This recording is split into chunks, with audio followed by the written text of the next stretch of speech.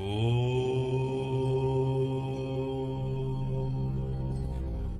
అండి, అందరికీ నమస్కారం. శ్రీ విశ్వవసునామ సంవత్సరం ఉత్తరాయణం వసంత ఋతువు వైశాఖ మాసం కృష్ణపక్షం ద్వితీయ. ప్రస్తుతం అనురాధ నక్షత్రం, తర్వాత జ్యేష్ఠ నక్షత్రం మధ్యాహ్నం తర్వాత ఉంటుంది.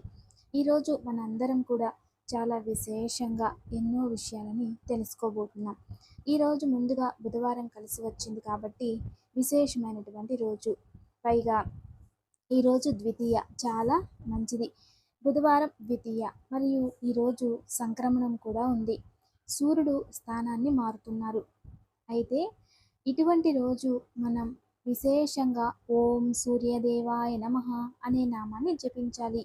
సూర్యుడి వల్ల శౌర్యము, ఆరోగ్యము, అంతేకాకుండా పితృదేవతల యొక్క ఆశీస్సులు, మంచి పేరు, గుర్తింపు, రాజకీయాలలో అభివృద్ధి, ప్రభుత్వ ఉద్యోగాకాంక్షలు, వీళ్ళందరూ కూడా ఏదైనా ప్రత్యేకత గుణాలు మీలో ఉత్పత్తి అవ్వాలి అంటే దీనికి సంబంధించి సూర్యానుగ్రహం అనేది ఉండాలి.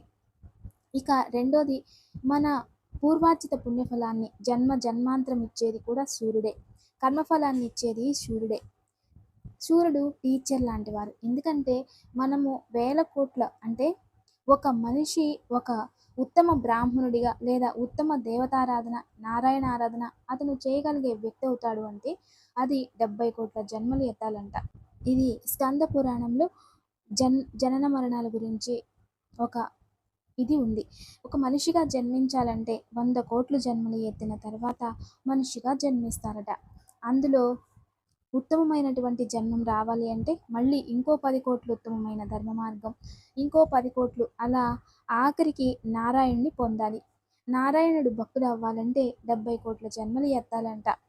ఒక మనిషి జన్మించడానికే అన్ని జన్మలు ఎత్తుకొని వస్తే ఇంకా ఆత్మ క్షణాలలో ఎన్ని జన్మలు ఎత్తుతుందో ఎవరికీ అర్థం కాదు మనిషి జీవితం. ఇక ఈ మనిషి జీవితం తప్పిపోతే జీవితంలో ఏ జన్మలో అయినా ఎన్ని జన్మలు ఎత్తినా మీరు భగవంతుని మాత్రం వెళ్ళలేరు. సూర్యుడు ఒక్కడే కదా, చూడండి మీరు ఎన్ని జన్మలు ఎత్తి ఉంటారో అన్నింటికీ సాక్షిభూతుడు సూర్యుడే. సూర్యుడు చూస్తూనే ఉంటారు. ఇంకొక జన్మ, ఇంకొక జన్మ, ఇంకొక జన్మ, మొత్తం అన్ని విషయాలు కూడా సూర్యుడి దగ్గర ఉంటాయి. అందుకే ప్రతి ఒక్కరూ ఉదయం లేస్తూనే ఆ సూర్యునికి ఆర్ఘ్యాన్ని ఇస్తూ ఉంటారు. అంతేకాకుండా ముద్రలకి సంబంధించిన తంత్రశాస్త్రం, అందులో పార్వతీదేవి శివుడికి బోధిస్తుంది దాని గురించి. అందులో జలతంత్రము అనేది ఒకటి. అంటే నీటికి సంబంధించిన శక్తి.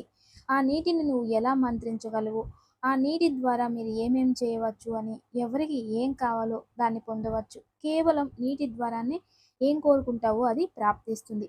అటువంటి అద్భుతమైన శక్తిని సాక్షాత్ ఈ యొక్క పరమేశ్వరుడికి అమ్మవారు బోధిస్తారు. ఇది చాలా గొప్పగా ఉంటుంది. 2 రోజులు 3 రోజులైనా కూడా జ్ఞానం నుండి బయటకు రాలేకపోతాం.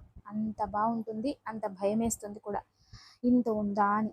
ప్రేమగా ఒక మనిషి ఎంత కోపంగా ఉన్నాడంటే ప్రేమగా ఒక గ్లాస్ నీళ్ళు ఇచ్చారనుకోండి, అతను ఆ నీళ్లు తాగగానే ఆ కోపం మాయమైపోతుందట. అంత గొప్ప శక్తి నీటికి ఉంటుంది. అదే మనిషిని మీరు కోపంగా మీ పైన ఎంతగా ప్రేమ చూపిస్తుందో మీరు కోపంగా ఆ నీళ్ళని ఆ గ్లాస్కి అతనికి ఇచ్చేయండి, అతను ఇమీడియట్గా పారిపోతాడు ఇంట్లో నుండి. అంటే మీ పైన అంత కోపం, ద్వేషం స్టార్ట్ అయిపోతుంది. అంటే మనసుకి నీటికి కూడా సంబంధం ఉంది అని ఒక అద్భుతమైన యోగాన్ని అమ్మవారు బోధించారట. ఇలా ప్రతి ఒక్కరూ ఏది కావాలో అది దాన్ని చూసి వెతుక్కోవాలి. ప్రతి ఒక్కరి జన్మ జాతకం, జన్మ లగ్నం, జన్మరాశి, జన్మ నక్షత్రం అనేది ఉంటుంది ప్రతి ఒక్కరికి. ఏ లగ్నంలో జన్మించాం, మనకి ఏ ఒక స్థానంలో ఏ దోషం ఉంది, ఏ స్థానం కుటుంబ స్థానం, అది దోషమా, ధనస్థానం దోషమా, లాభస్థానం దోషమా, శత్రుస్థానం దోషమా, ఆయుష్ స్థానం దోషమా, భాగ్యస్థానం దోషమా, లేక కర్మస్థానం దోషమా, పూర్వపుణ్యస్థానం దోషమా, లేదా ఉంటే అదృష్టం దోషమా, లేదా విద్యాస్థానం దోషమా, లేదా మోక్షస్థానం దోషమా, లేదా ధర్మస్థానం దోషమా, పూర్వార్జిత పుణ్యఫలం దోషమా, పితృస్థానం దోషమా, ఇవన్నీ తెలుసుకుని ప్రతి లగ్నానికి ప్రత్యేకంగా ఉంటాయి ఇవి. ఏ స్థానం దోషమో మీకు ఏది లేదో దాన్ని పూజిస్తే అది వస్తుంది. దీని గురించి ఎక్కువగా ఆలోచించి బాధపడి నిరాశ చెంది అవసరం లేదు. అందుకే జీవితంలో ఉత్తమమైన గురువు ప్రాప్తిస్తే ఉత్తమమైన నిర్దేశాలు మనకి లభిస్తాయి. అలా లభిస్తే ఉత్తమంగా అర్థం చేసేలా చెప్పే టీచర్స్ వస్తే ఎవరికైనా ఏదైనా అర్థమవుతుంది. మీరు 100 పుస్తకాలు చదివేది ఒకటే, 100 పుస్తకాలని 100 సార్లు చదివేది ఒకటే. ఆ ఒక్కొక్క పుస్తకాన్ని ఒకసారి అర్థం చేసుకున్నా ఒకటే. ఒకసారి అర్థం చేసుకుంటే చాలు, 100 సార్లు చదివే అవసరం ఉండదు. నీకు అర్థం కాకపోతే నువ్వు 1000 సార్లు చదివినా అది వృధానే. అలా జీవితంలో ఏదైనా అంతే, అర్థం చేసుకోవాలి. ఇక ఈరోజు మనం సూర్యదేవాయ నమః అని జపిద్దాం. దీని వలన చేసిన పాపాలు కర్మలు దూరమవుతాయి. అలాగే ఈ మంత్రాన్ని జపించి నా కుటుంబాన్ని కాపాడు, నాకు ఆరోగ్యాన్ని ఇవ్వు స్వామి అని చెప్పి మనస్ఫూర్తిగా సంకల్పం చేసుకొని ప్రార్థించండి. ఇక మంత్రబలంలో ఓం సూర్యదేవాయ నమః, ఓం సూర్యదేవాయ నమః, ఓం సూర్యదేవాయ నమః అని ఈ నామాన్ని అందరూ కూడా చక్కగా వీలైనన్ని సార్లు, వీలైతే 108 సార్లు జపించండి. మీకు ఎంతో శుభం కలుగుతుంది. ఇక ఈరోజు మంచి మాట. మన జీవితంలో చాలా విశాల సందర్భాలను చూస్తూ ఉంటాం. ఒక హంస పక్షి ఉంది. అంటే హంస పక్షి దాని చుట్టూ 100 కాకులు ఉన్నాయనుకోండి. 100 కాకులు ఆ హంస పక్షిని తన ముక్కులతో కొట్టి చంపడానికి ప్రయత్నిస్తూ ఉంటాయి. కానీ ఆ సమయంలో కూడా హంసపక్షి రంగు మారిపోతుందా? దాని గుణం మారిపోతుందా? ధర్మం మారిపోతాయా? మారిపోతుందా? లేదు. దానికి బాధ కలగొచ్చు, కానీ అది మారదు. జీవితంలో మీరు కూడా అంతే. ఎంతోమంది మిమ్మల్ని దూషించేవారు, మిమ్మల్ని నిందించేవారు, మీ కుటుంబం పట్ల అవాంఛ శబ్దాలతో మాట్లాడుకునేవారు, శత్రుశేషాలు ఏదో విధానంగా మీ పైన దాడి చేయడానికి ప్రయత్నిస్తూనే ఉంటాయి. కానీ మీలో మార్పు రాదు. ఎప్పుడు మీరు అలాగే ఉంటారు. కొబ్బరికాయలు కొట్టిన కొబ్బరికాయే, ఆ కొబ్బరికాయ చెట్లో ఉన్న అది కొబ్బరికాయ, ఎక్కడున్నా దాని గుణం అంతే ఉంటుంది. అలా మీ గుణం ఎప్పుడు కూడా మారకూడదు. మీరు ఎలా ఉన్నారో అలాగే ఉండండి, కానీ ధర్మం అయితే మారదు. ఆ ధార్మికులు ధర్మాన్ని ఎన్నుకోవచ్చు, కానీ ధార్మికుడు ఎప్పుడు కూడా అధర్మాన్ని ఎన్నుకోడు. అలా మీ జీవితంలో ఎవరైనా ఏదైనా నిందిస్తే మీరు బాధపడాల్సిన అవసరం లేదు. ఎందుకంటే వాళ్ళల్లో అధర్మం ఉంది, వాళ్ళ మనసులో అదే ఉంది. అందుకోసమే వాళ్ళ దృష్టి మారాలి, కానీ మీ దృష్టి మారడం కాదు. మీరు ఎలా ఉంటారో అలాగే ఉండండి. ఖచ్చితంగా ఆ ధర్మమే మిమ్మల్ని కాపాడుతుంది. దీనికి తగినట్లుగా ఒక చిన్న కథను తెలుసుకుందాం. ఒక గ్రామము. ఆ గ్రామంలో ఒకే ఒక బ్రాహ్మణుడు ఉంటాడు. ఆయన ఏదైనా ఇతరులకి మంచి చెయ్యాలని అంతా బోధిస్తూ ఉంటారు. అక్కడ కొందరు ఇతన్ని చూస్తే అసూయతో ఇతని పైన కుట్ర చేసి ఏదో విధంగా ఇతన్ని ఊరు నుండి బయటికి పంపేయాలి అని చెప్పి ఆలోచించే వాళ్ళు కొందరు ఉన్నారు.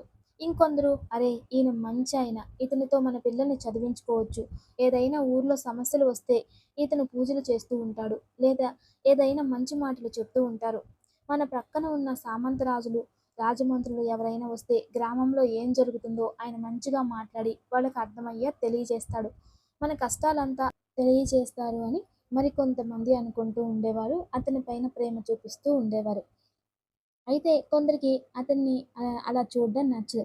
ఏదో విధంగా అతన్ని తరిమేయాలి అనుకుంటారు. ఒకరోజు ఊళ్ళో వాళ్ళంతా ఒకటై ఇక ఆయన ఒక్కడే కదా ఉండేది, తరిమేయాలి అనుకుంటారు. సరే అని ఆ ఊళ్ళో వాళ్ళంతా ఆయన దగ్గరికి వచ్చారు. ఆయన పైన యుద్ధం చేశారు. సరే నాయన, మీరందరూ ఇక్కడ ఆనందంగా ఉండండి, నేనే వెళ్ళిపోతాను, ఇంకెందుకు మీరే ప్రశాంతంగా ఉండండి అని దూరంగా ఎక్కడో వేరే ఊర్లో ఒక అగ్రహారం ఉంటే వెళ్ళి అక్కడ కూర్చున్నాడు.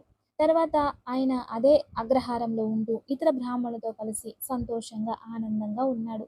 అంతే, ఇక్కడ మార్పు ఇతని జీవితమే మంచిగా అయింది. అంతేకాని అక్కడే ఉండుంటే నరక వేదన ఉండేది. అలా మీ జీవితంలో ధర్మం మీదే అంటే మీరు ధార్మికులు. అధర్మం పైన యుద్ధం చేసి అధర్మం పైన పోటీ పెట్టుకుని ఆడే ఉండే బదులు ధర్మం ఎక్కడ దొరుకుతుందో ఆ ధర్మంతో తోడవ్వండి. మీరు ఆనందంగా ఉంటారు, మీతో ఉన్నవాళ్ళు సంతోషంగా ఉంటారు అనేది ఈ కథలో ఉన్న చిన్న సారాంశం.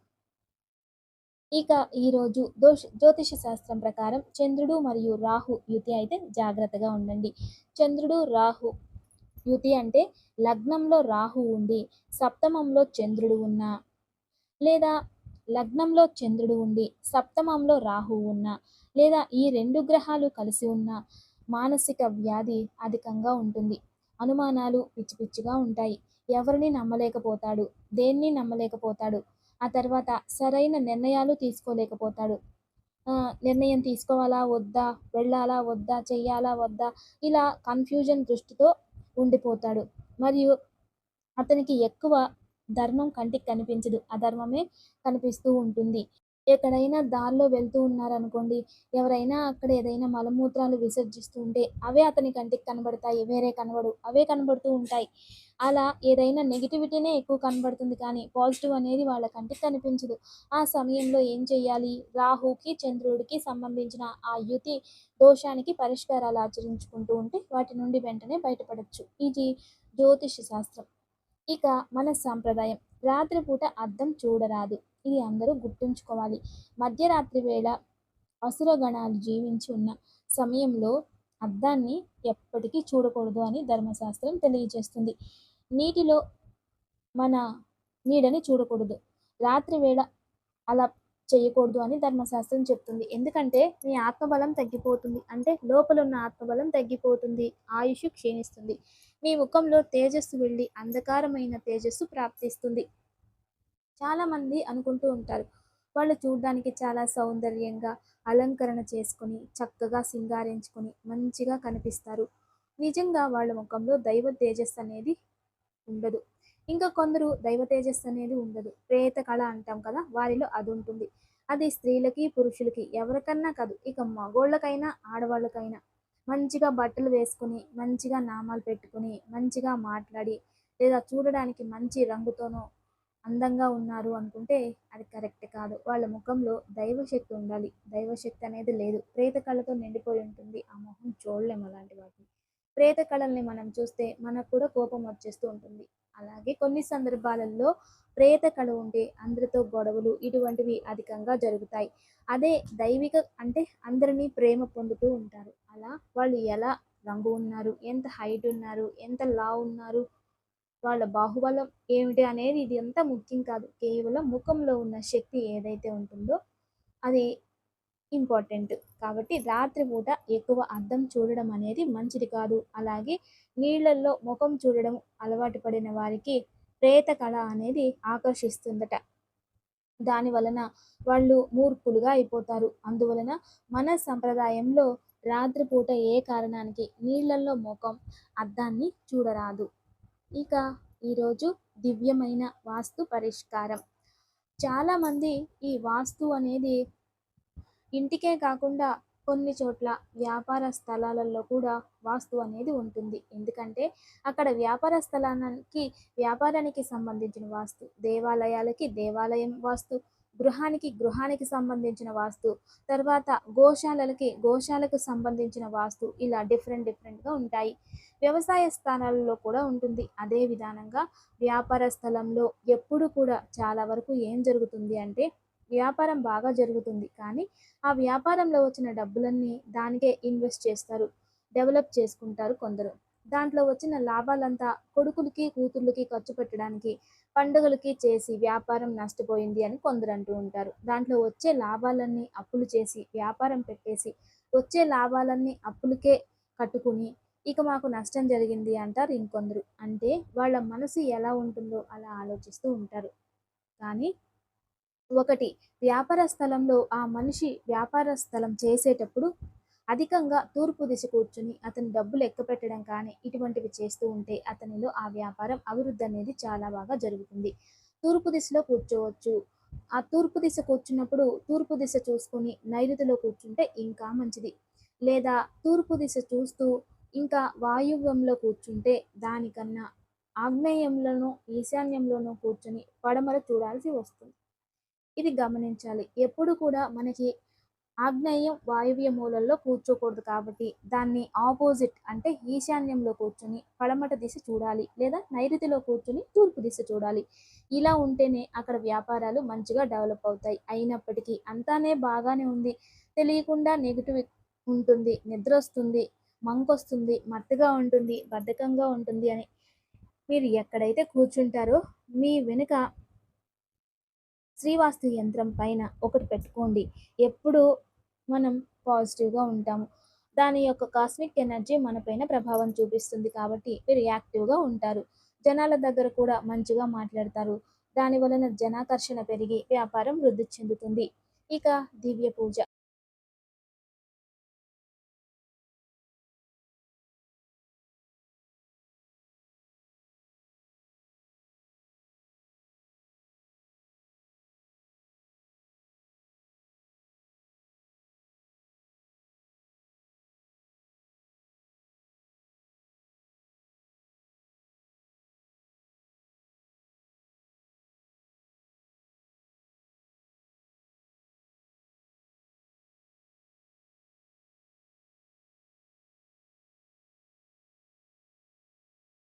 రేపు గురువారం.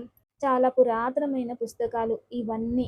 శక్తివర్ధన వృక్షతంత్రం అంటే సాధన. దీంట్లో ఏం చేస్తుంది అంటే మనం గురువారం రోజు గురు అనుగ్రహం కోసం మరియు ఉద్యోగ ప్రాప్తి కోసం ఆర్థికంగా అభివృద్ధి అవ్వడానికి మరియు గురుగ్రహం సంపూర్ణంగా ప్రాప్తించడానికి రేపు రాగి చెంబులోనో ఇలాంటి ఏదో ఒక చెంబులో నీళ్లు తీసుకొని అందులోకి ఒక చిటికెడు పసుపు వేసుకోవాలి. అందులోకి పసుపు రంగు పువ్వులు వేయాలి. ఓం బృహస్పతియే నమః అంటూ నమస్కారం చేసుకొని ఆ నీటిని తీసుకెళ్ళి రావి చెట్టుకు పోసి రావి చెట్టుకి ప్రదక్షిణాలు చేసుకొని తదుపరి రావి చెట్టును ముట్టుకోకూడదు రేపు. మీరు ప్రదక్షిణ చేసుకోవాలి. ప్రదక్షిణ వేసుకొని అక్కడే కూర్చుని స్వామి నాకు ఉద్యోగం లేదు. ఉద్యోగం కావాలంటే అలాగే నేను ఆర్థికంగా నష్టాలలో ఉన్నాను. ఏదైనా ఆర్థికంగా రాబడి రావాలి. ఇలా ఏదో ఒకటి మీకున్న కోరికని సంకల్పంగా చేసుకోండి. అది ఆ కోరిక ఖచ్చితంగా జరుగుతుంది. గురుబలం కోసం, గురు ఆరాధన కోసం, గురు దృష్టి కోసం మీ జాతకంలో గురు ప్రభావం పెంచుకోవడానికి తప్పకుండా దీన్ని ఆచరించండి. అద్భుతమైన ప్రతిఫలాలు మీ సొంతం అవుతాయి. ఇక ఈరోజు యోగక్షేమం. ఈరోజు సాయంత్రం ఒక పసుపు ముద్ద తీసుకొని దాన్ని రాగి చెంబులోనో లేదా ఇత్తడి చెంబులోనో ఏదైనా కుండలోనో పసుపు ముద్దను పెట్టి దానిపై ఒక ఆకు కప్పేసి దానిపై ప్రమిది కానీ లేదా పుష్పం కానీ పెట్టి ఓం జ్యేష్ఠాదేవి అయిన మహా అనుకోవాలి ఫస్ట్. తర్వాత గుప్తలక్ష్మి అయిన మహా అనుకోవాలి. ఆ తర్వాత దాన్ని లక్ష్మీదేవిగానే పూజించాలి. గుప్తలక్ష్మి లోపల ఉన్న పసుపు గుప్తంగా ఉంటుంది. దానిపైన మనం ఏదైనా ఆకు కానీ లేదా ప్రమిద కానీ పెట్టి లేదా ఏదైనా పువ్వు కానీ పెట్టేసి దాన్ని మూత పెట్టేయాలి. అది ఆ పసుపు ముద్ద లోపల ఉంటుంది. ఇలా లక్ష్మీదేవిగా భక్తి శ్రద్ధలతో పూజించి లక్ష్మీ రూపంగా ఆరాధించి ఏదైనా నైవేద్యం పెట్టి అమ్మవారిని పూజించండి. రేపు ఉదయం స్నానమైన వెంటనే దాన్ని తీసి అందులో ఉన్న పసుపుని తీసి మనం నీళ్ళల్లో కలిపేసి మన గుమ్మానికి కాస్త, తులసికి కాస్త మరియు మీరు రాసుకోవడం ఇలా చేస్తే ఇంట్లో ఉన్న దారిద్ర్యం దూరం అవుతుంది. మీకు ఆర్థికంగా అభివృద్ధి అవుతుంది.